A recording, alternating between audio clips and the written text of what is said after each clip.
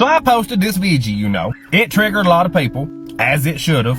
I want to apologize for that. People need to know what nurses go through, what all healthcare workers go through. It hits a little different, don't it?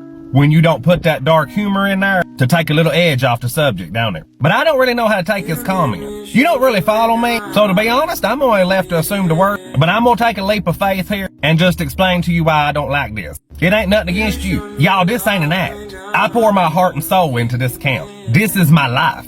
The life I have lived. The life that majority of healthcare workers live. But you won't talk about acting. Okay, let's do that. Because that video didn't deserve a Grammy. That's such a basic event that happens. Getting in trouble while you trying to code another patient from somebody complaining about something foolish that don't even really matter. I don't even deserve a nomination for a Grammy. Let me tell you about the time I should have won a Tony, since I'm all up in my feels this week. You run from a lot of things, but you can't run from your memories. When I had to walk out of a room of a young girl that had been molested and go a few doors down the hallway to her molester and help the doctor suture him because the girl's daddy beat him half to death. And I had to pretend like I cared about that man. That deserved a Tony. Let me tell you about the time I should have won an Academy Award when I had to get written up for not answering call lights in a code because some Karen didn't get her pain medicine on time. You know what I was doing? Zipping up 2 young females that broke their necks from an ATV wreck.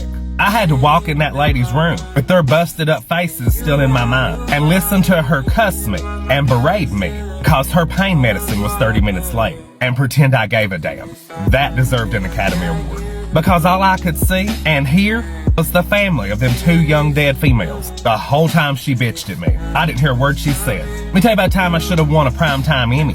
When a father and a mother mutilated their child. Some fucking demented shit with a lighter. And they were also patients. They had anxiety and chest pain, the incarceratus, for what they had done to their child and their private parts. Mutilated this kid. I had to pretend I gave 2 shits about those monsters. Let me tell you about the time I should have got the Screen Actors Guild Award. That's a story. And I had to provide dignity to a pedophile that was dying. Wipe his rump as he defecated on himself and do it with a smile while he laughed about all the children he had molested. I know every single name. He had the gall, such a terrible person, to ask me to hold his hand while he was dying.